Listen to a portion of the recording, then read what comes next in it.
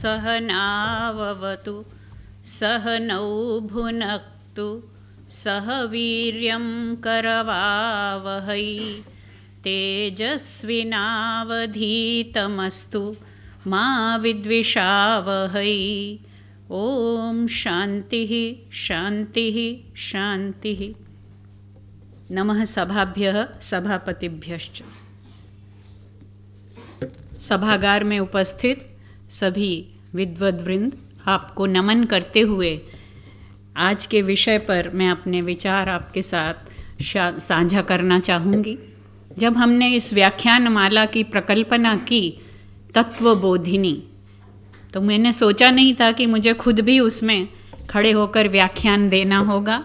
और विडंबना देखिए कि उपनिषदों पर व्याख्यान देना, जहाँ व्याख्यान दिया ही नहीं जा सकता।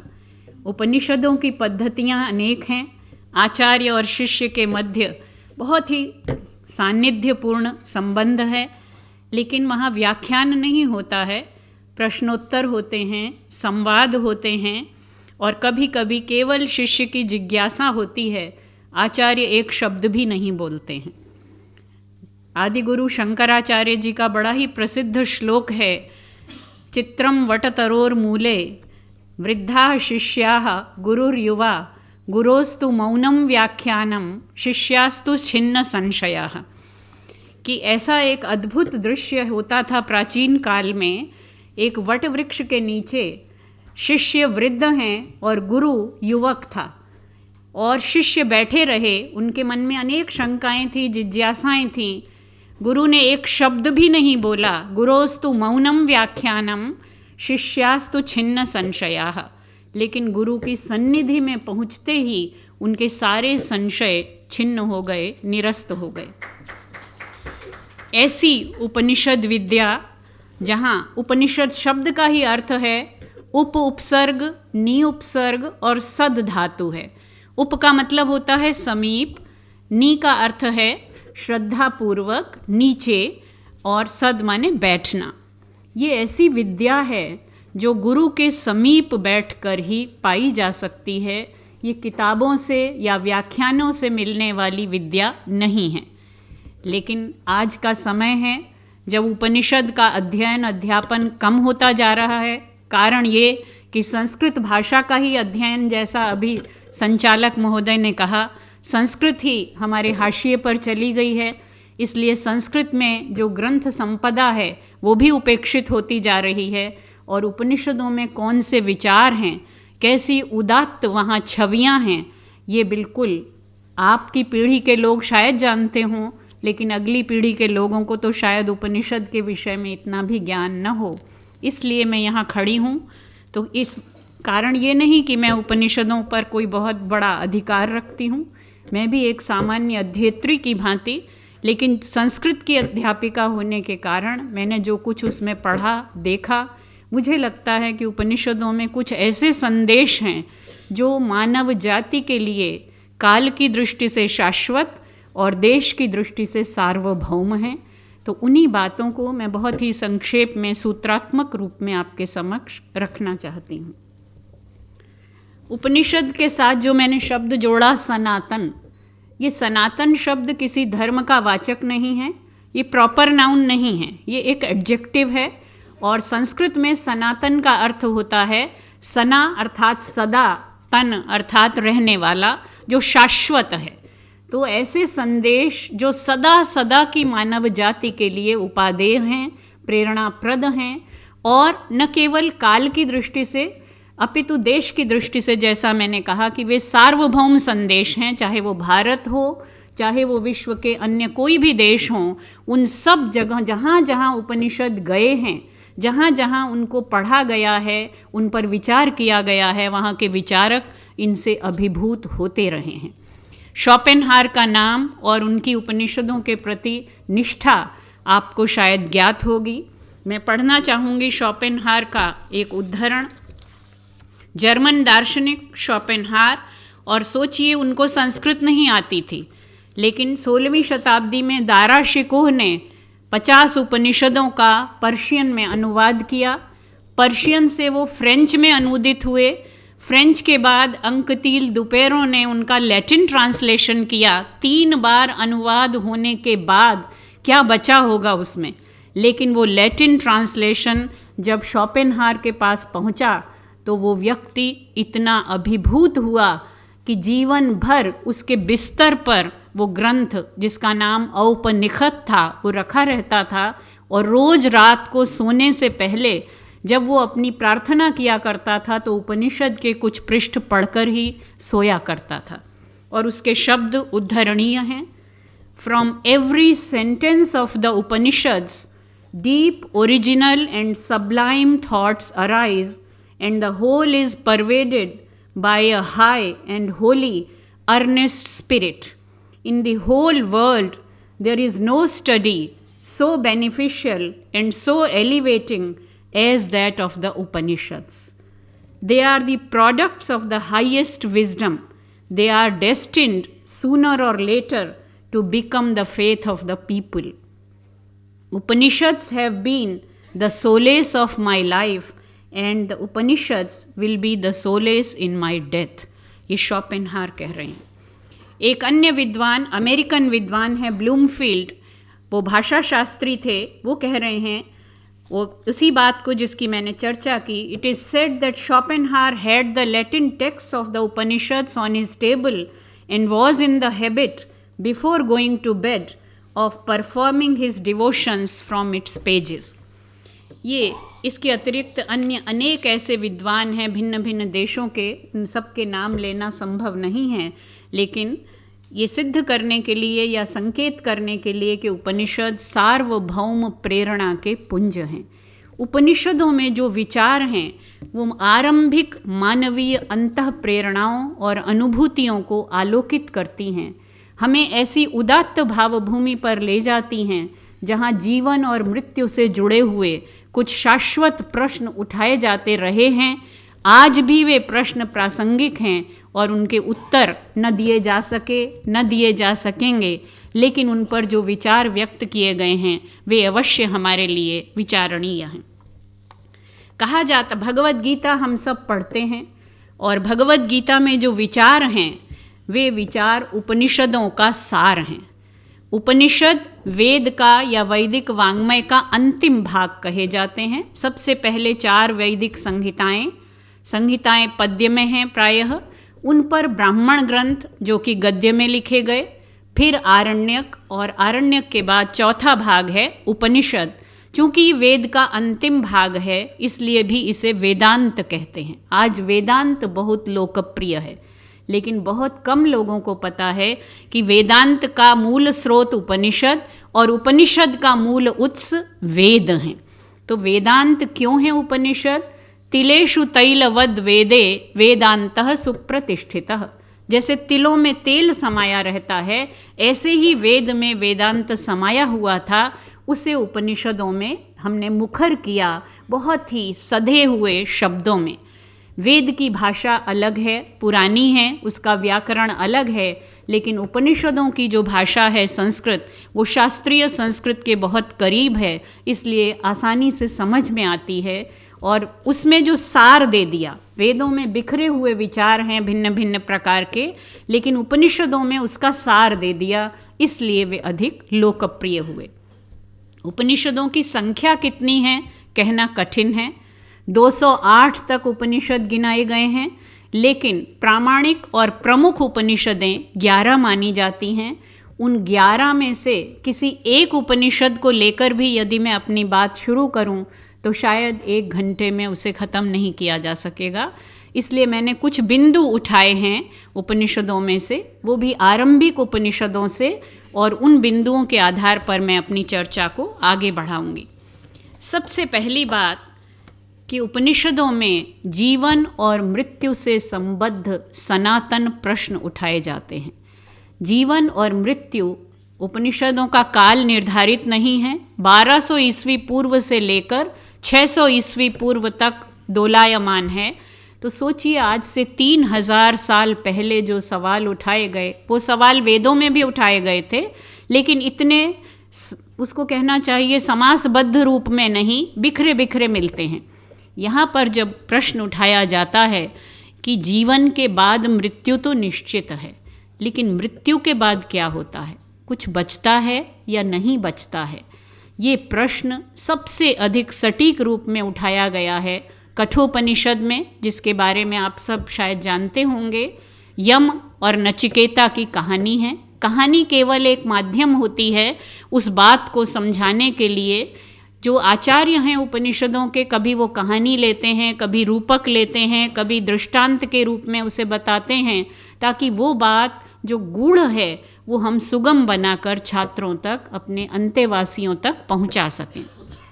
नचिकेता और यम, नाम को ही अगर देखें, यम मृत्यु के देव माने जाते हैं और यम यहाँ आचार्य हैं। हर उपनिषद में एक आचार्य होता है और एक जिज्ञासु होता है।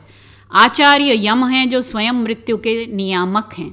और नचिकेता, न चिकेत, न माने नहीं, चिकेत माने जो जानता है नहीं है। हम में से सब लोग नहीं जानते हैं कि मृत्यु के बाद क्या होगा, लेकिन वो जानता नहीं है, जानना चाहता है। जो धातु लगाई गई है चिकेत में, किति संज्ञाने, कि वो जानना चाहता है। जानता नहीं कि मृत्यु के बाद कुछ है या नहीं, लेकिन जानने के लिए समुत्सुक है। तो ये पहला संदेश कि यदि हम किसी चीज़ को पाना चाहते हैं, उसका जवाब ढूंढना चाहते हैं, तो उसके प्रति उत्कट अभिलाषा, इतनी उत्कंठा, इतनी जिज्ञासा होनी चाहिए कि हम उसके पीछे सारे प्रलोभनों को छोड़ सकें। कहानी बहुत सरल है, उसके विस्तार में न जाते हुए यमराज के घर नचिकेता पहुंचता है, क्योंकि उसके पिता ने नाराज़ होकर कह दिया कि जा, तुम्हें मैं मृत्यु के मुख में देता हूँ। नचिकेता पहुंच गया यम के घर पर। यमराज गृहस्थ दिखाए गए हैं यहाँ पर, और ये संदेश दिया गया है कि गृहस्थ के घर जब कोई अतिथि आता है तो उसका सत्कार करना आवश्यक है। यमराज अनुपस्थित थे 3 रात्रियों तक। नचिकेता भूखा प्यासा उनके द्वार पर पड़ा रहा कि मैं पिता द्वारा दान दिया गया हूँ, जब तक यमराज नहीं आएंगे मैं जल भी ग्रहण नहीं करूँगा। यमराज आते हैं, पहले उसको प्रसन्न करते हैं, क्षमा मांगते हैं, फिर कहते हैं कि 3 रात्रि तुम मेरे घर में भूखे प्यासे रहे, इसलिए हे अतिथि क्षमा करो, मैं तुम्हें 3 वर देता हूँ, 3 वर मांगो। पहला वर उस बालक ने मांगा कि मेरे पिता ने मुझे क्रुद्ध होकर यहाँ भेजा है, तो मेरे पिता प्रसन्न हो जाएं, ऐसा आशीर्वाद दीजिए। यम ने कहा तथास्तु। दूसरा वर मांगा कि उस समय कर्मकांड बहुत प्रखर रूप में समाज में प्रचलित था। यज्ञ इत्यादि के कर्मकांड के रहस्य को लोग भूल चुके थे, लेकिन कर्मकांड चल रहा था। तो उसका दूसरा प्रश्न संबंधित था कि जो ये यज्ञ वेदी बनाई जाती है, उसमें इष्टिकाएँ लगाई जाती हैं, इन सब का मुझे रहस्य समझाइए। लेकिन उपनिषद का मुख्य विषय वो नहीं है, इसलिए एक ही श्लोक में उसको भी खत्म कर दिया। तीसरी बात मांगो, अब तीसरा वर मांगो। नचिकेता ने कहा येयम प्रेते विचिकित्सा अस्तित्वेके नास्तित्वेके। ये जो प्रेत पर, प्रेत अर्थात जो जा चुका है, जो मर चुका है, उसके विषय में जिज्ञासा है। कुछ कहते हैं कि रहता है और कुछ कहते हैं नहीं। अस्ति और नास्ति, आस्तिक और नास्तिक का विवाद आज भी है और तब भी था। उसने कहा मुझे ये समझाओ कि कुछ रहता है या नहीं। यमराज ने देखा छोटा सा बालक, आयु बताई नहीं गई लेकिन अनुमान कर सकते हैं 10-11 वर्ष का बालक रहा होगा। इसको कैसे ये समझाया जाए कि मृत्यु के बाद कुछ रहता है या नहीं। तरह तरह के प्रलोभन दिए कि तुम्हें मृत्यु से डर लगता है, मैं तुम्हारी आयु बहुत लंबी कर दूंगा, चाहो तो तुम्हें मृत्यु ही नहीं सताएगी, तुम स्वर्ग के सुख ले लो, अप्सराएं ले लो, हाथी ले लो, घोड़े ले लो, ये प्रश्न मत पूछो। लेकिन नचिकेता ने कहा नान्यम वरम नचिकेता वृणीते। आपने वर दिया है तो मेरा यही वर है, मुझे प्रश्न का उत्तर दीजिए, मृत्यु के बाद कुछ रहता है या नहीं। जब यमराज ने उसके धैर्य की परीक्षा ले ली, तब उन्होंने उपदेश प्रारंभ किया। और कठोपनिषद के 6 भाग हैं। पहला भाग इस कहानी में है, दूसरे भाग से उपदेश शुरू होता है और 5 खंडों तक वो उपदेश चलता है।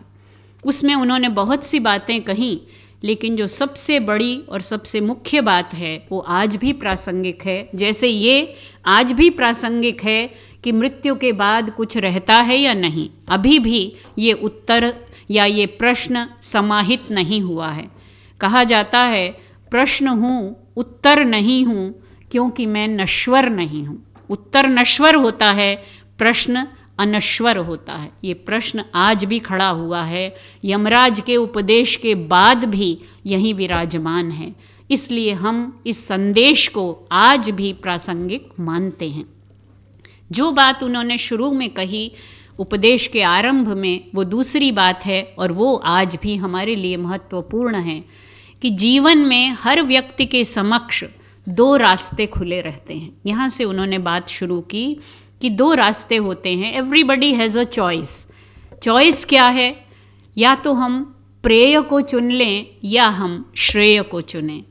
प्रेयश्च श्रेयश्च मनुष्यमेतः तौ संपरित्य विविनक्ति धीरः। प्रेय है जो प्लेजर का रास्ता है, सुख का रास्ता है, भोग का रास्ता है, जो हमें अपनी तरफ खींचता रहता है। और अधिकांश 99.99% लोग शायद प्रेय का ही वर्ण करते हैं और उस प्रिय मार्ग पर जो सुहाना है, लुभावना है, उसकी तरफ चले जाते हैं। लेकिन दूसरा मार्ग कैसा है? स्वयं यमराज ने तुलना करते हुए कहा, क्षुरस्य धारा निशिता दुरत्यया दुर्गम पथस्तत् कवयो वदन्ति। वो तो छुरे की धार पर चलने के समान है और उस पर चलना हर एक के बस की बात नहीं है। लेकिन हे नचिकेता, तुमने ये सिद्ध किया कि तुम उस पर चलना चाहते हो।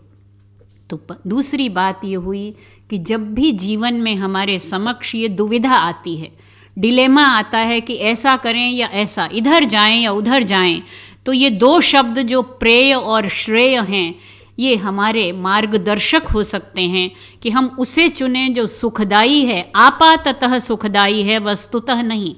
वास्तव में एक कल्याण का मार्ग है और एक सुख का मार्ग है।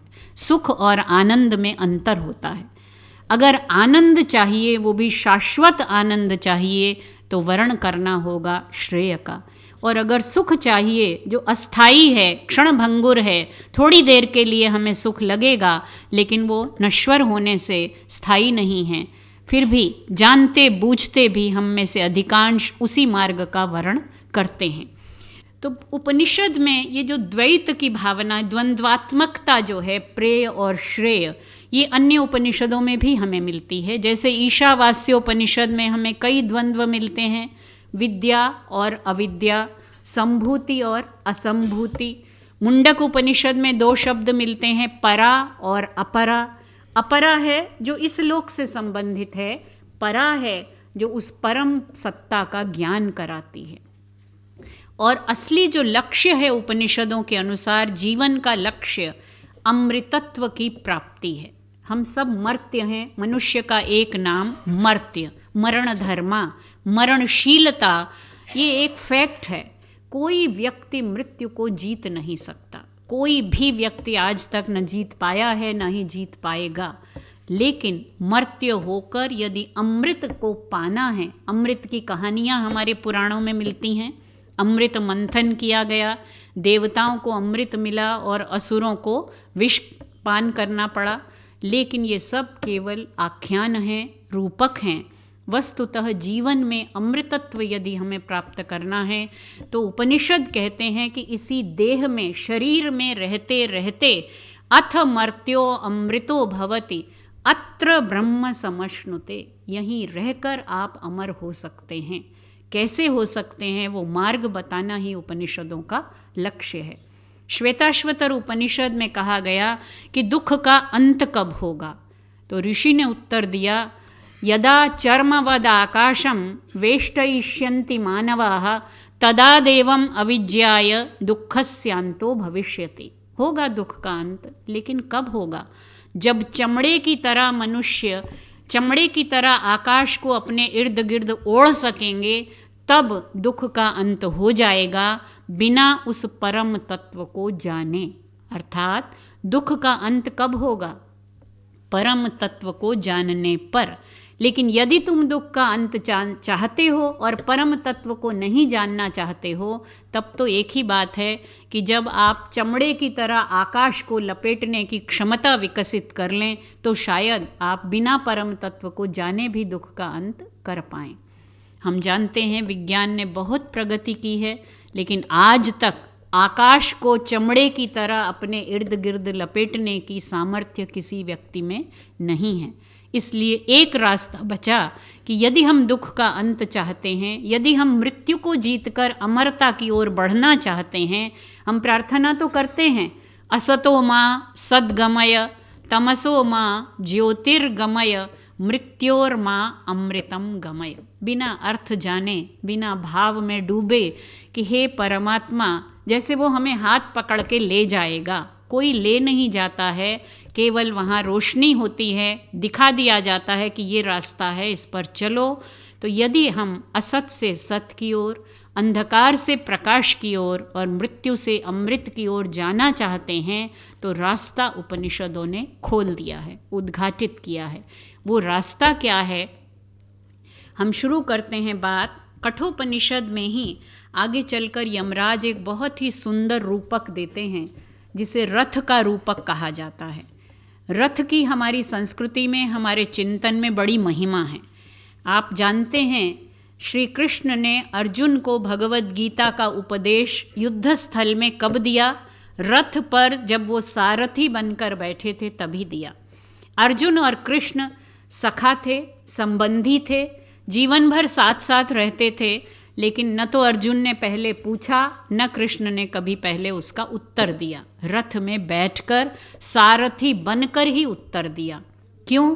उसका रहस्य कठोपनिषद में है कि ये शरीर क्या है, आत्मा क्या है, मन क्या है और बुद्धि क्या है। कहा आत्मानं रथिनं विद्धि शरीरं रथमेव तु बुद्धिं तु सारथिं विद्धि मनः प्रग्रहमेव तु। ये शरीर एक रथ है। और जब हम छात्रों को पढ़ाते हैं तो हम कहते हैं रथ तो आजकल चलते नहीं है, मान लीजिए ये एक व्हीकल है, एक कार है। ये रथ है या एक व्हीकल है और इसमें जो स्वामी बैठा हुआ है, जो भी कार का ओनर है, वो आत्मा है। तो आत्मानम रथिनम विद्धि, वो तो रथी है। ये शरीर एक रथ है। रथ के भीतर, शरीर के भीतर जो आत्मा है वो इस देह का स्वामी है। इसीलिए गीता ने कहा वो देही है। ये देह है, भीतर रहने वाला देही है। तो देही रथी है, देह रथ है। और सारथी कौन है? बुद्धिम तु सारथिम विद्धि। बुद्धि ही सारथी है। सारथी के हाथ में क्या होता है? ड्राइवर का हाथ किस पर रहता है? स्टीयरिंग पर रहता है। मनः प्रग्रहमेव तु। रथ में घोड़े होते हैं और घोड़े की लगाम होती है।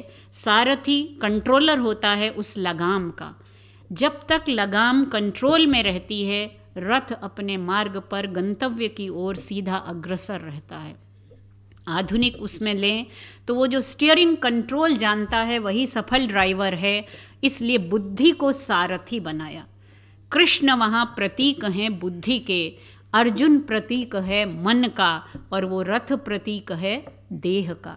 देह पर आरूढ़ जो आत्मा है, जो आत्मा प्रश्न कर रही है, उसकी जिज्ञासा है कि कैसे मैं अपने गंतव्य तक पहुँचूँ। तो आगे कहा इंद्रियाणि हयानाहु। जो इंद्रियां हैं वो घोड़े हैं। विषयांस्तेषु गोचरान। और जैसे घोड़े घास खाने के लिए इधर उधर विचरते हैं, तो जो इंद्रियों के विषय हैं, 5 हमारी इंद्रियां हैं और उनके 5 विषय हैं, रूप रस गंध स्पर्श और शब्द। ये पांचों उनके गोचर हैं, उनका चारा हैं, उनके विषय हैं।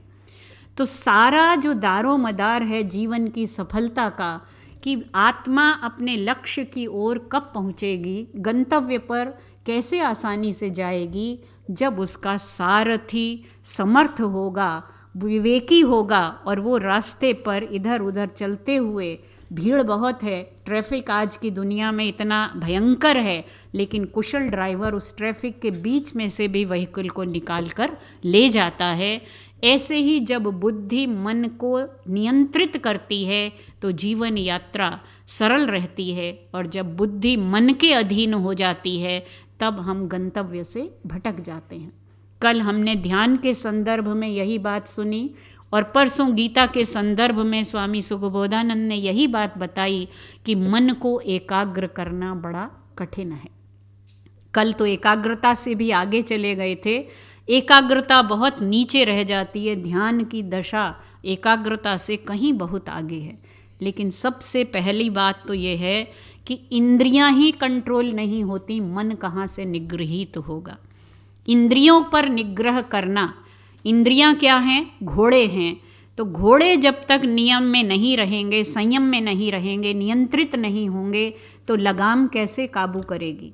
इसलिए इस रूपक के माध्यम से मानो यमराज ने ये संदेश दे दिया प्रत्येक मनुष्य के लिए कि अपने जीवन में एक संतुलन बनाना बहुत ज़रूरी है।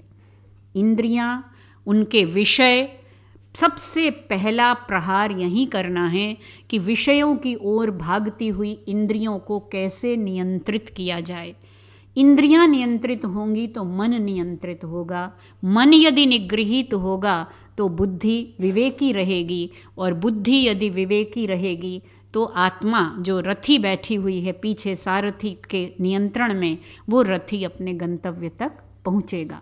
तो इसके माध्यम से आगे बहुत विस्तार से यमराज ने उपदेश दिया, लेकिन ये जो रूपक है रथ का, वो मानो एक प्रकार से इस पूरे उपनिषद का सार है कि इस जीवन में रहते हुए ही, गीता के दूसरे अध्याय के श्लोकों की चर्चा परसों की गई, 3 श्लोक हैं। पहली बात है ध्यायतो विषयान पुंसः संगस्तेषुपजायते। शुरुआत कहाँ से होती है? उत्थान की शुरुआत यहाँ से है कि इंद्रियों को निगृहीत किया जाए, और पतन की शुरुआत कहाँ से होती है? बचपन में हम लोग सांप सीढ़ी का खेल खेला करते थे। 99 तक पहुँचने पर एक सांप बैठा रहता है, और जहाँ उस 99 पे पहुँचे कि फिर नीचे एकदम से। तो गीता के इन श्लोकों ने वही बताया कि बहुत कोशिश करते करते मन को और इंद्रियों को नियंत्रित करते करते भी कैसे पतन होता है, कैसे भ्रंश होता है, उसी का एक खाका खींच दिया। कहाँ से शुरुआत होती है पतन की? ध्यायतो विषयान, कि विषयों का ध्यान करते करते। अब तो ध्यान भी नहीं करना, क्योंकि सारा दिन 24 घंटे आपकी आँख के सामने पता नहीं कितने 100 चैनल चल रहे हैं। पहले तो उठ के कहीं बाहर जाना पड़ता था, घर के अंदर इतने विषय विद्यमान नहीं होते थे, और बाहर जाना भी इतना सरल नहीं था। लेकिन अभी तो कहीं जाना नहीं, कुछ करना नहीं, केवल हाथ हिलाना है, वो हाथ भी पूरा नहीं हिलाना है, और सारे विषय मौजूद हैं, उनका दर्शन कर, ध्यान नहीं दर्शन ही करना है। और जैसे जैसे जो जो चीज़ देखते हैं, देखते रहने से संगस्तेषुपजायते, उनके प्रति आसक्ति होना स्वाभाविक है। जब बार बार हम वही चीज़ देखते हैं तो वो मन में हलचल पैदा करती है और उसे पाने की इच्छा होती है।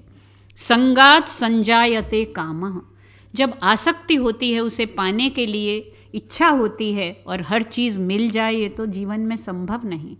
इसलिए कामात क्रोधो भिजायते, जब वो कामना पूरी नहीं होती तो क्रोध होना स्वाभाविक है। क्रोधाद भवति सम्मोह, क्रोध के बाद सम्मोह होता है, अज्ञान होता है, हम भूल जाते हैं कि क्या करना था क्या नहीं करना था।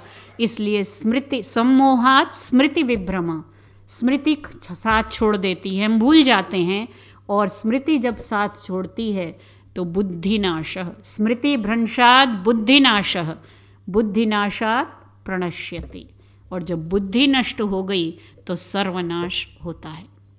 बात वहीं आई कि सारा नियंत्रण बुद्धि के हाथ में होना है। ये बुद्धि कैसे नियंत्रण में रहे, उसकी जो मूल है, उसके नीचे जो सीढ़ी है, वो है विषयों का चिंतन, और चिंतन के साथ साथ इंद्रियों का उनके पीछे भागना। शंकराचार्य ने विवेक चूड़ामणि में कहा कि एक एक इंद्रिय का एक एक विषय है। आँख केवल देख सकती है, सुन नहीं सकती। कान केवल शब्द को सुन सकता है, देख नहीं सकता। त्वचा केवल स्पर्श कर सकती है, वो रस का अनुभव नहीं कर सकती। एक एक इंद्रिय का एक एक विषय है। लेकिन ये मन जो है, ये तो अकेला ही सैकड़ों इंद्रियों के समान हजारों विषयों की ओर अकेला ही ले जाता है। आप बहुत कोशिश करके एक एक इंद्रिय का हम नियंत्रण कर सकते हैं, लेकिन मन क्या करें? मन तो अकेला ही सैकड़ों हजारों इंद्रियों के विषयों की भांति चंचल बना रहता है। तो मन का नियंत्रण और भी कठिन है। और यदि इंद्रियों और मन का नियंत्रण होता है तभी बुद्धि वश में आती है, और बुद्धि जब वश में आती है तो कम से कम उस राजमार्ग पर, उस सन्मार्ग पर हम चलना तो शुरू करते हैं जहाँ हमें जाना है। तो ये एक प्रकार से एक रूपक के माध्यम से उपनिषद ने संदेश दिया। इंद्रियां कैसी हैं? आँख खोलते ही बच्चा जन्म लेता है, कोई उसे सिखाता नहीं कि आँख खोलो और देखो। आँख खोलते ही वो देखने लगता है। क्यों? क्योंकि इंद्रियों का स्वभाव ही है, वो बहिर्मुखी हैं। परांचिखानि व्यतृणत स्वयंभू तस्मात् परांग पश्यति नान्तरात्मन।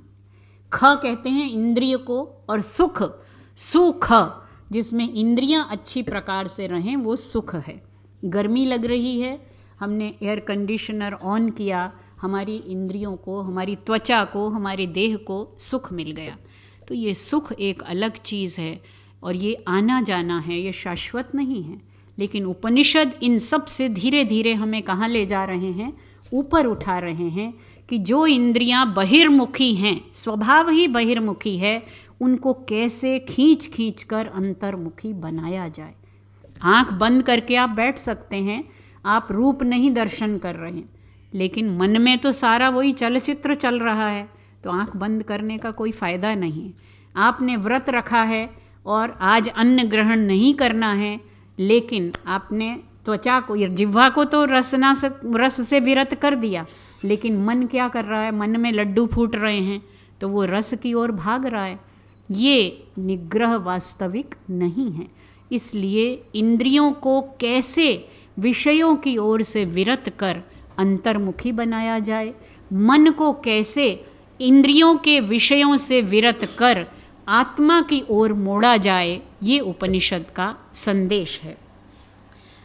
अब प्रश्न उठता है, क्या धन से ये संभव होगा? आज का युग हम सब जानते हैं अर्थ प्रधान युग है, और भर्तृहरि ने बहुत पहले ही कह दिया था, सर्वे गुणाः कांचनम आश्रयन्ते, कि वही व्यक्ति होता है, वही उसका व्यवहार होता है, वही कपड़े होते हैं, वही पद होता है, लेकिन जब गरीब होता है तो उसे कोई नहीं पूछता, और जब वो धनवान होता है तो सब उसके चारों तरफ जुड़ जाते हैं।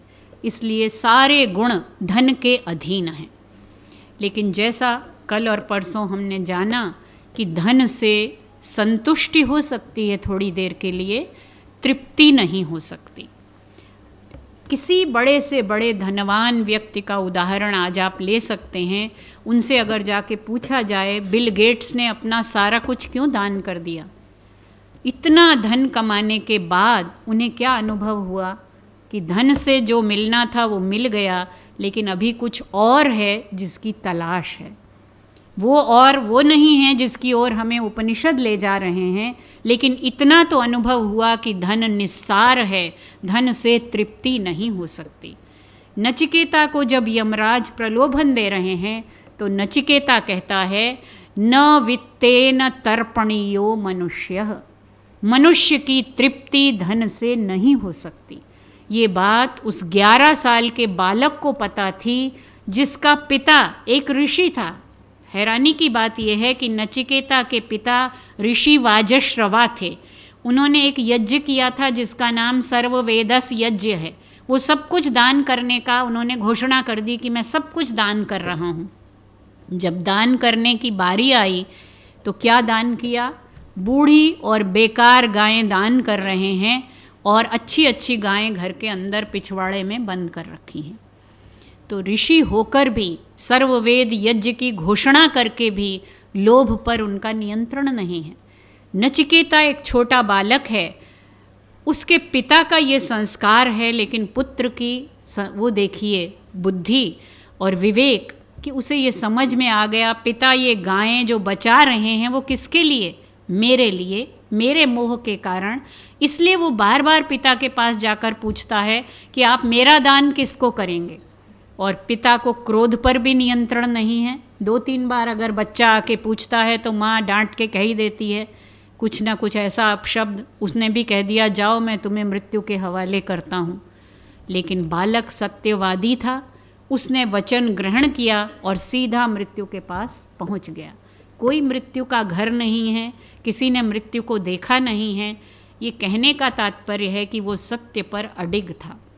तो उस बालक ने ये पहचान लिया था कि धन से तृप्ति नहीं हो सकती। बृहदारण्यक उपनिषद में यही बात एक दूसरे ढंग से कही गई। याज्ञवल्क्य के नाम के ऋषि थे, उनकी 2 पत्नियां थीं। उस युग में 1 से अधिक पत्नियां रखने की परिस्थिति थी। एक पत्नी का नाम था कात्यायनी और दूसरी का नाम था मैत्रेयी। कात्यायनी साधारण स्त्री थी और मैत्रेयी ब्रह्मवादिनी थी। जब याज्ञवल्क्य ने संन्यास लेने का निर्णय किया, बहुत से ऋषि उपनिषदों में गृहस्थ हैं, उनके पास परिवार होता है, धन होता है, संपत्ति होती है, उनका कुल आचार्य कुल है जहाँ छात्र पढ़ने आते हैं। लेकिन अब उनको वैराग्य हुआ और वो संन्यास लेने चले। उन्होंने अपनी धन संपत्ति दोनों पत्नियों में बांट दी और कहा कि ये मैं तुम्हारा बंटवारा करके जा रहा हूँ। कात्यायनी ये तुम्हारा भाग है, मैत्रेयी ये तुम्हारा भाग है।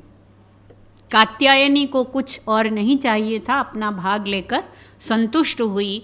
लेकिन मैत्रेयी ने सवाल किया कि आप कहाँ जा रहे हैं। मैत्रेयी को कहा गया है वो ब्रह्मवादिनी थी, कात्यायनी स्त्री प्रज्ञा थी, साधारण स्त्री जैसी। मैत्रेयी ने प्रश्न किया आप कहाँ जा रहे हैं। याज्ञवल्क्य ने कहा मैं जा रहा हूँ अमृतत्व की खोज में। मैत्रेयी ने अगला प्रश्न किया कि किम अहम अमृता स्याम वित्तेन किम अहम अमृता स्याम, क्या जो आप धन मुझे दे के जा रहे हैं इससे मुझे अमरत्व की प्राप्ति होगी।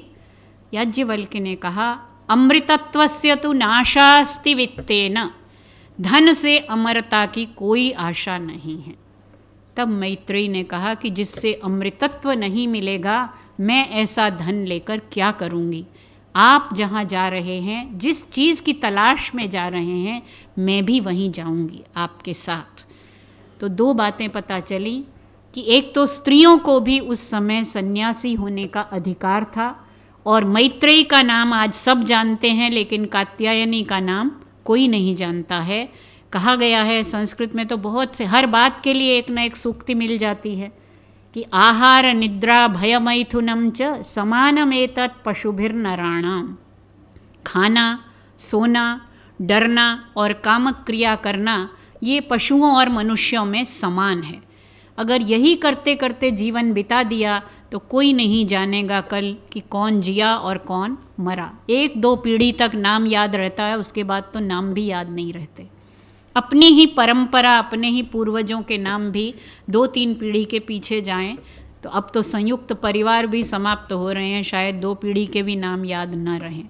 लेकिन जो लोग इस प्रकार वैराग्य या ज्ञान या तत्व की खोज में निकलते हैं वे वास्तव में अमर होते हैं या नहीं।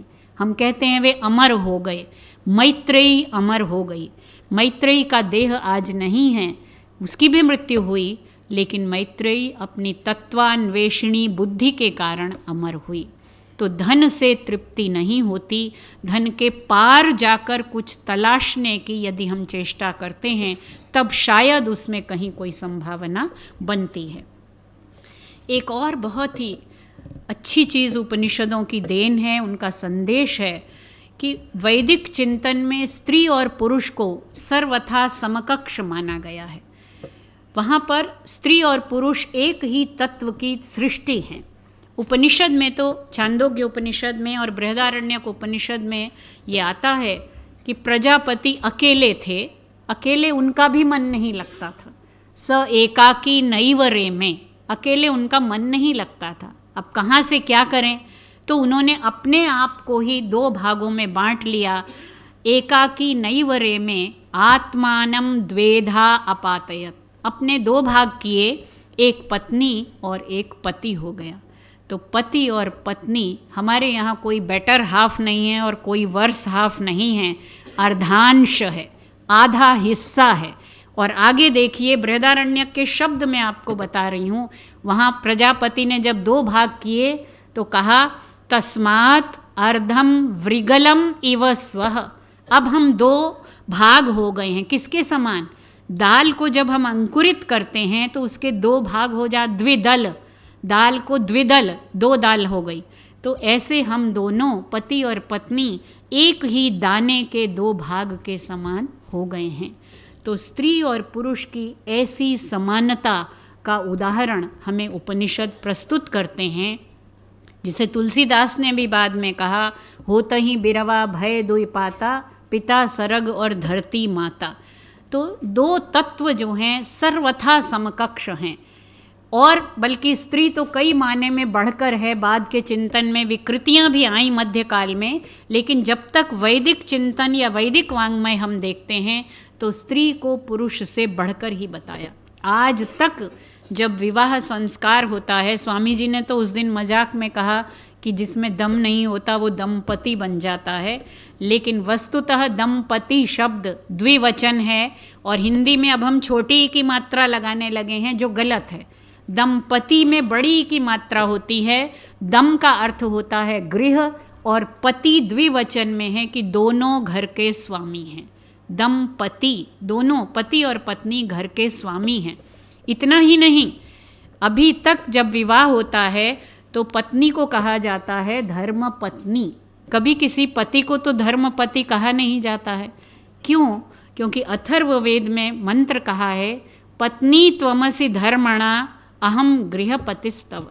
मैं तो केवल घर का स्वामी कहने के लिए हूँ, वस्तुतः धर्म से पत्नी कौन हो? तुम हो। पत्नी त्वमसि धर्मणा। तो ये जो पति और पत्नी का, स्त्री और पुरुष की समकक्षता का उदाहरण हमें मिलता है। आज बहुत बड़ी बड़ी संगोष्ठियाँ होती हैं, नारे चलाए जाते हैं, योजनाएं होती हैं, नारी सशक्तिकरण। जो स्वयं शक्ति है उसको सशक्त करने की योजना चलाने से क्या वो सशक्त होगी? नारे देने से सशक्त नहीं होगी। सशक्त वो स्वयं है, केवल उसकी शक्ति को स्वीकार करने की आवश्यकता है, और वो स्वीकार करना दोनों पक्षों को है, क्योंकि स्त्री भी अपने शक्तिमती रूप को भूल चुकी है और पुरुष उसको शक्ति रूप में स्वीकार करता भी है, तो केवल देवी के रूप में, उपास्या के रूप में। किंतु जीती जागती स्त्री किस प्रकार समाज का अर्धांश है, कैसे वो संन्यास भी ले सकती है, तत्व की खोज में भी जा सकती है, तब वो वास्तव में धर्म पत्नी है। इसके बाद हम आते हैं उपनिषदों में प्रकृति प्रेम के विषय में। आज ये भी एक बहुत बड़ी प्रखर चुनौती है कि प्रकृति का environmental concern, environmental consciousness in Sanskrit literature, ऐसे हमारे यहाँ विषयों पर शोध कार्य होते हैं, लेकिन या नैतिक मूल्य, मॉरल एजुकेशन, वैल्यू एजुकेशन, ये सब विषय पढ़ाए जाते हैं। उपनिषदों पर जब हम विचार करते हैं तो ये विषय न तो पढ़ाए जाते थे न पढ़ाए जा सकते हैं। जो उपनिषद कालीन शिक्षा पद्धति है वहाँ आचार्य होता था, शिक्षक नहीं होता था। वो व्याख्याता भी नहीं, लेक्चरर और प्रोफेसर नहीं होता, आचार्य है। आचार्य कौन होता है? जो बोलता कम है लेकिन अपने आचार के द्वारा शिक्षा देता है। आचारम ग्राहयति, अपने आचार को ग्रहण कराता है। और जैसा मैंने कहा वो गृहस्थ होते थे, लेकिन वो हम लोगों की तरह सैलरीड क्लास नहीं थी। अध्यापक कभी सैलरी नहीं लेता था। उपनिषद के जो आचार्य हैं वहाँ राजा भी आचार्य हैं। कई जगह जनक के यहाँ याज्ञवल्क्य आते हैं, तो कब गृहस्थ होकर, महाशाल होकर, बड़े बड़े उनके पास भवन हैं, राजा हैं, वो तत्व जिज्ञासु हैं। कभी राजा ऋषि के पास जाते हैं, कभी ऋषि राजा के पास आते हैं। तो समाज में जिसके पास ज्ञान होता था, जिसकी ये ख्याति होती थी कि इस तत्व का ज्ञान इसके पास है, वहाँ लोग पहुँच जाते थे। आचार्य का परिवार है, उसका एक आश्रम है। ढूंढते ढूंढते शिष्य, और शिष्य का नाम होता था अंतेवासी, जो उसके पास में ही रहेगा। हॉस्टल एक अलग चीज़ है और गुरुकुल एक अलग चीज़ है। गुरुकुल का अर्थ है गुरु का कुल। वो कुल के पालन पोषण की जिम्मेदारी किसकी थी? उसे कहीं से सैलरी नहीं मिलती है। उसके भरण पोषण की जिम्मेदारी उन अंतेवासियों पर होती थी जो वहाँ पढ़ने आए हैं, जो कोई प्रश्न लेकर आए हैं और आचार्य से वो उसका उत्तर चाहते हैं। उनके यहाँ भिक्षा मांग कर अन्न लाना, समिधाएं काट कर वृक्षों से लाना, वहाँ जितनी गायें हैं, पशु हैं, उनका पालन पोषण करना, ये सारी फीस होती थी शिष्यों की। ये फीस देकर वे शिक्षा ग्रहण करते थे। आज भी जब यूनिवर्सिटीज़ में कॉन्वोकेशन होता है, तैत्तिरीय उपनिषद की शिक्षावल्ली का वो उपदेश पढ़ा जाता है, हर जगह पढ़ा जाता है, लेकिन एक मैकेनिकल रिचुअल बन गया है, उसे पढ़ दिया जाता है, किसी को पता नहीं कि ये क्या है, क्या कहा जा रहा है। सत्यम वद धर्मम चर स्वाध्यायान माँ प्रमदः, हम सब ने जब जब डिग्रियां ली तो ये उपदेश पढ़ा जाता रहा, लेकिन ये उपदेश दीक्षांत उपदेश होता था। जब अंतेवासी अपनी दीक्षा समाप्त करके गृहस्थ बनने जा रहा है, समाज की ओर निकल रहा है, तब आचार्य उसको ये उपदेश देता था। सबसे बड़ी बात जो आचार्य अंत में कहता था, आज की तरह नहीं कि अगर अध्यापक ने कुछ कह दिया तो वो लकीर है, उससे आगे आप नहीं जा सकते। आचार्य ये साहस रखते थे कहने का कि यानी अस्माकं सुचरितानि तानि त्वयोपास्यानि नो इतराणि। जा तो रहे हो, लेकिन हम भी मनुष्य हैं और हम में भी कुछ अक्षमताएं हैं, कुछ दुर्बलताएं हैं।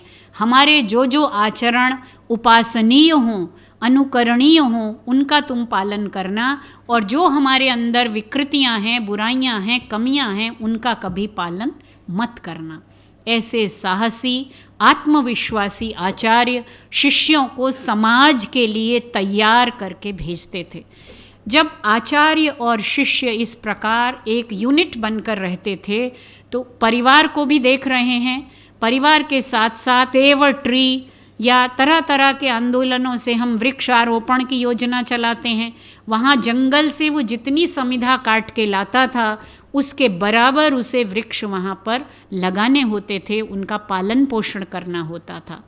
एक कहानी आती है उपनिषद में, याज्ञवल्क्य ने सत्यकाम को शिष्य बनाया। सत्यकाम ने कुछ सवाल पूछे तो याज्ञवल्क्य ने कहा, ये 400 गायें मैं तुम्हें दे रहा हूँ, इन्हें ले जाओ।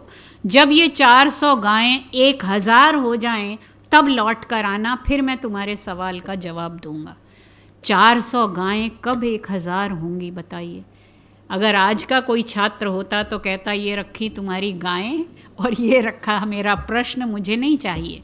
लेकिन वो लौटा 1000 गायें लेकर। तो ये क्या संकेत करता है कि गाय तो एक प्रतीक है सारी पशु संपदा का, सारे वन्य प्राणियों का। गाय उस समय इसलिए कहीं बहुत बार गाय का नाम लिया क्योंकि गाय धन का प्रतीक थी। वाजश्रवा भी गायें दान कर रहे हैं, तो गाय को प्रधान पशु के रूप में चित्रित किया, लेकिन उससे सारी पशु संपदा का संकेत मिलता है। 400 गायों को 1000 करके वो लौटा और फिर उसने अपने प्रश्न का उत्तर पाया। और एक सबसे बड़ी बात कि क्या पढ़ाते थे ये आचार्य। आज हमारे पास फैकल्टीज़ हैं, हमने नई यूनिवर्सिटी शुरू की है, 5 स्कूल हैं, हर स्कूल में न जाने कितने सेंटर्स होंगे, फिर डिपार्टमेंट्स होंगे। आर्ट्स फैकल्टी है, साइंस फैकल्टी है, ह्यूमैनिटीज़ है और तरह कॉमर्स है। लेकिन वहाँ पर क्या पढ़ाया जाता है और क्या पढ़ाया जाता था।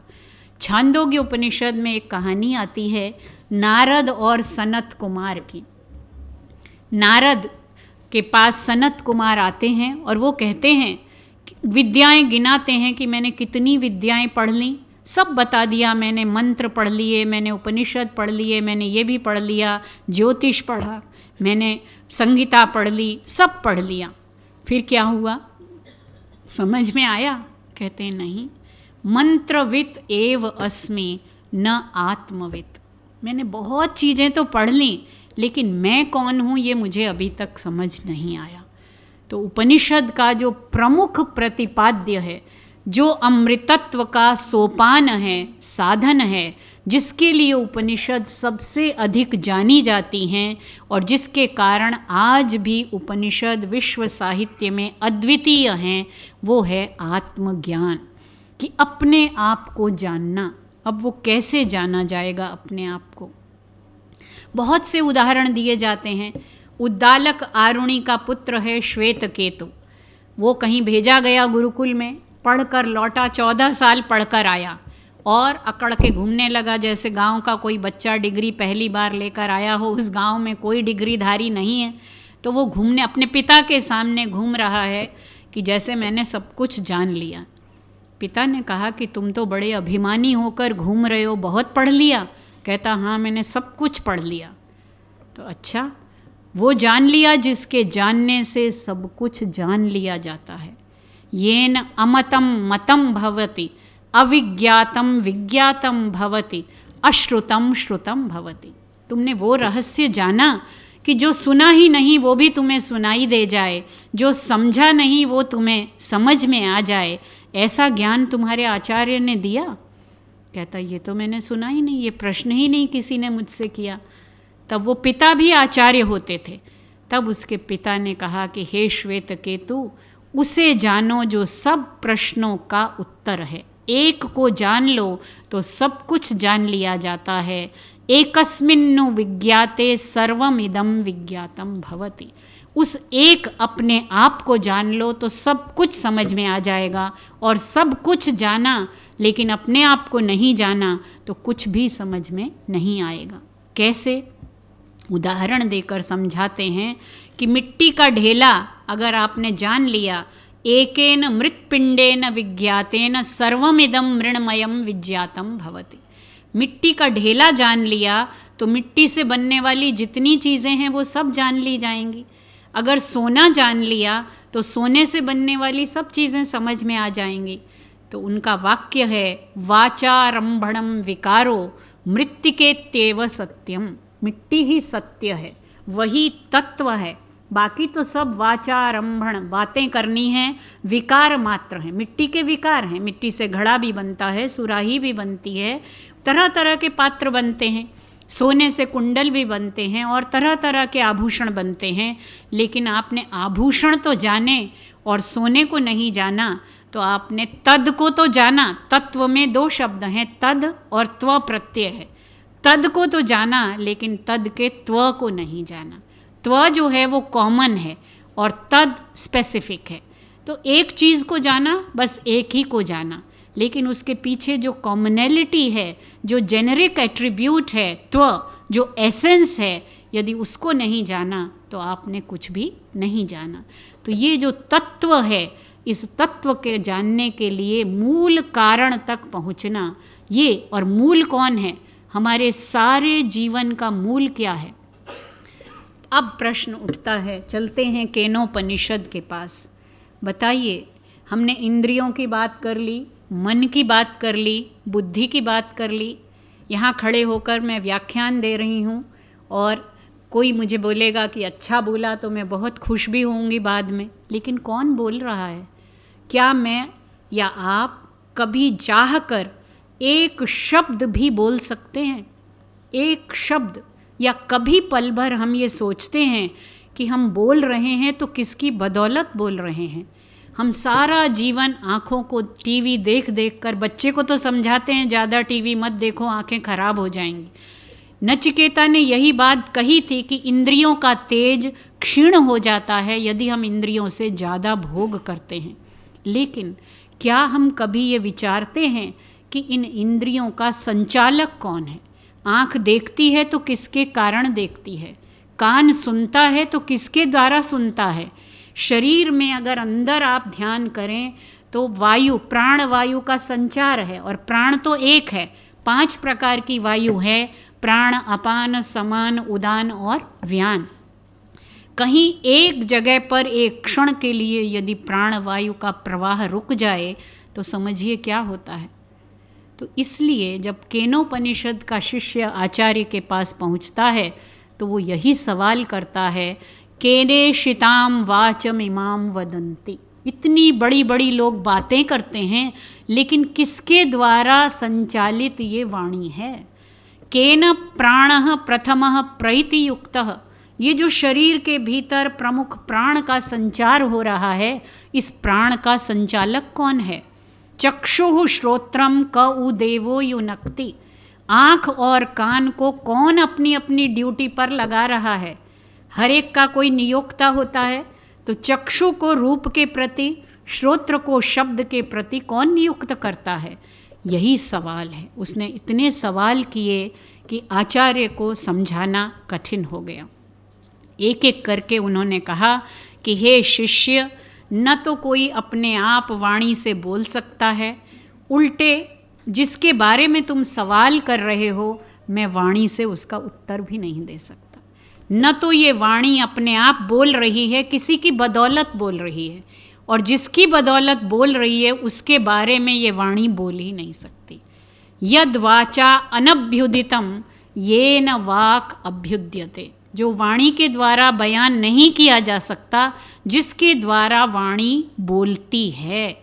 और दूसरी पंक्ति कॉमन है, तदेव ब्रह्मत्वं विद्धि नेदम यदिदम उपासते। ये जो लोग उपासना करते हैं इधर उधर, वो ब्रह्म नहीं है। यदि ब्रह्म है तो वो सगुण और साकार ब्रह्म है, लेकिन उपनिषद जिसकी चर्चा कर रहे हैं वो निर्गुण निराकार पर ब्रह्म है। पर ब्रह्म वो नहीं है जिसकी लोग उपासना करते हैं। पर ब्रह्म वो शक्ति है जिसके द्वारा वाणी बोलती है।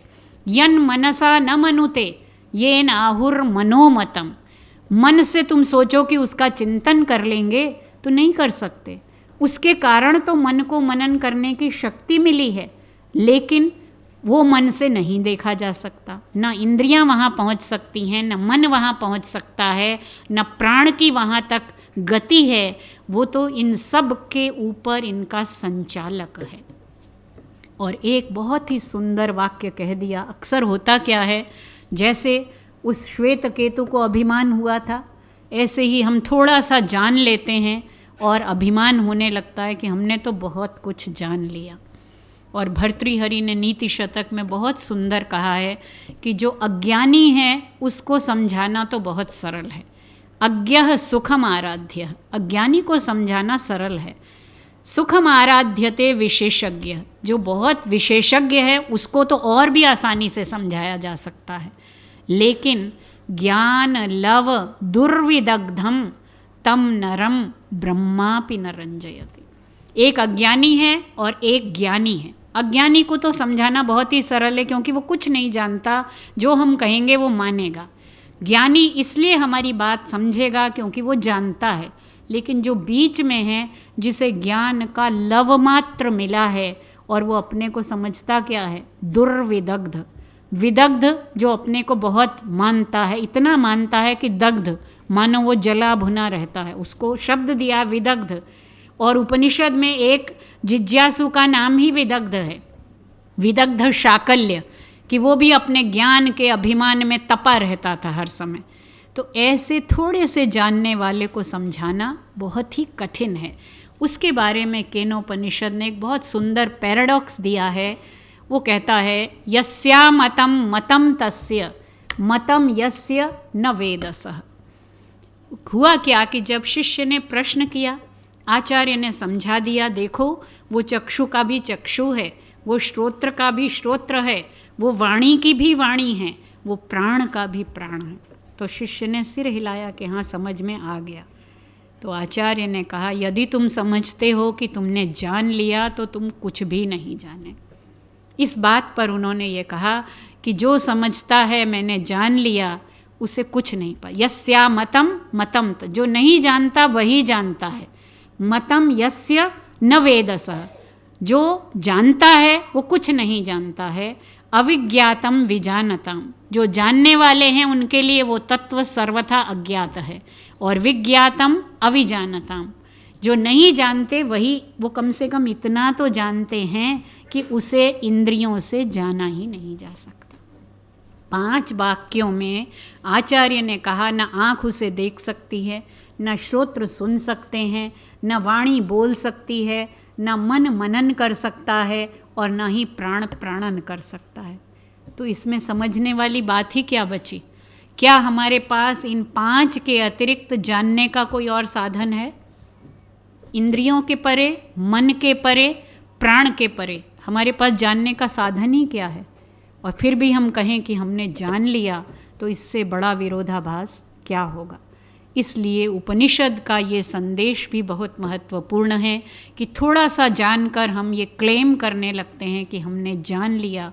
वस्तुतः जो ये समझता है वो बिल्कुल नहीं जानता, क्योंकि जिसके जानने की बात उपनिषद कर रहे हैं वो जाना ही नहीं जा सकता। बार बार घोषणा करते हैं यतो वाचो निवर्तन्ते अप्राप्य मनसा सह। वाणी तो वहाँ जा ही नहीं सकती। इसलिए जो इतनी देर से मैं बोल रही हूँ वो केवल उसके आसपास जो 7-8 परतें हैं, उन परतों के बाहर मैं घूम रही हूँ। उन परतों के भीतर, और परतें हम सब के जीवन में, हमारे व्यक्तित्व में हैं, उन परतों के बारे में चर्चा करके मैं अपनी वाणी को विराम दूंगी। उपनिषद में मानव व्यक्तित्व की परतें 5 बताई गई हैं। हमारा सारा जीवन किस में लगा रहता है? खाना पीना, एंजॉय करना। तो ये जो अन्नमय कोश है, सबसे पहली परत है ये शरीर। ये शरीर कब तक स्वस्थ रहता है? 2-4 दिन इसको खाना मत दीजिए, फिर देखिए क्या होगा। उपनिषद में ऐसी भी कहानी आती है, क्योंकि जब शिष्य को समझाना है, वो एक से दूसरी, दूसरी से तीसरी लेयर पर ले जा रहे हैं। उसको कहा कुछ दिन खाना पीना बंद कर दो। उसने बंद किया और आकर बोला अब तो मुझे बिल्कुल ही समझ नहीं आ रहा, पहले तो कुछ कुछ आ रहा था, अब तो मुझे कुछ भी समझ नहीं आ रहा। तो उन्होंने कहा पहला पाठ पूरा हुआ। क्या? कि अन्न ही ब्रह्म है। तो इसलिए पहले अन्न को जानो। अन्न की महिमा बताई है वहाँ पर। अन्न का अपमान मत करो, अन्न का दुरुपयोग मत करो, अन्न की वृद्धि करो, क्योंकि अन्न ही ब्रह्म है। तो ये जो शरीर है ये अन्नमय कोश है, ये अन्नमय परत है, क्योंकि अन्न दो तो ये पुष्ट होता है, अन्न नहीं दो तो इसका पोषण कम होने लगता है। लेकिन यही सब कुछ नहीं है। जीवन की विरति यहीं तक नहीं है। अन्न खाते हैं तो क्या होता है? बचपन में हम लोगों की दादी कहा करती थी जैसा खाओगे अन्न वैसा बनेगा मन। आजकल ये बात कोई किसी को न समझाता है। परिवार में 2 बच्चे होते हैं, दोनों को अलग अलग खाना है, पति पत्नी को अलग 4 तरह का भोजन बनता है। और हम लोगों के बचपन में और गुरुकुल में जो हम पढ़े थोड़ा बहुत, वहाँ तो जो मिल गया उसको प्रसन्नता पूर्वक, नमक कम है तो खुशी से खाओ, ज़्यादा है तो, और जूठा छोड़ना नहीं है। कभी नमक नहीं मिलेगा, कभी जो है वही खाना है, प्रसन्नता से खाना है। क्यों? ये भावना विकसित करनी है कि अन्न ही ब्रह्म है। तो निर्जीव को भी सजीव मानकर उसमें भी प्राण की हम प्रतिष्ठा करते हैं, लेकिन आसपास नहीं करते, केवल एक सीमित जगह पर करते हैं। तो अन्न से हमें आगे बढ़ना है, अन्न से आनंद तक जाना है। अन्न के बारे में कहा कि जब हम अन्न खाते हैं तो उसका जो स्थूल भाग होता है वो तो मल बनकर निकल जाता है शरीर से। जो उसका मध्यम अंश है वो मांस बन जाता है। यो अनिष्ठम तन मनः, जो उसका सूक्ष्मतम भाग है अन्न का, वो मन बनता है। तो जो हम खाते हैं उससे हमारे विचार प्रभावित होते हैं, हमारा मन प्रभावित होता है। इसी को गीता ने सरल भाषा में कह दिया, आहार शुद्धौ सत्व शुद्धि, सत्व शुद्धौ ध्रुवा स्मृति। आहार शुद्ध होता है तो चित्त शुद्ध होता है, और चित्त शुद्ध रहता है तो स्मृति अच्छी होती है। आजकल छोटे छोटे बच्चे भी भूल जाते हैं। भूलने की बीमारी पहले तो छोटे बच्चों को नहीं होती थी। तो स्मृति कब बनेगी? जब चित्त शुद्ध होगा। चित्त कब शुद्ध होगा? जब अन्न शुद्ध होगा। अन्न के बाद आते हैं प्राण पर।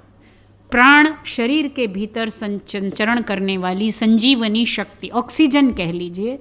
और वही ऑक्सीजन जब विकृत होती है तो हम उसको गैस कहते हैं। गैस की बीमारी पहले तो होती ही नहीं थी, अब क्यों होती है?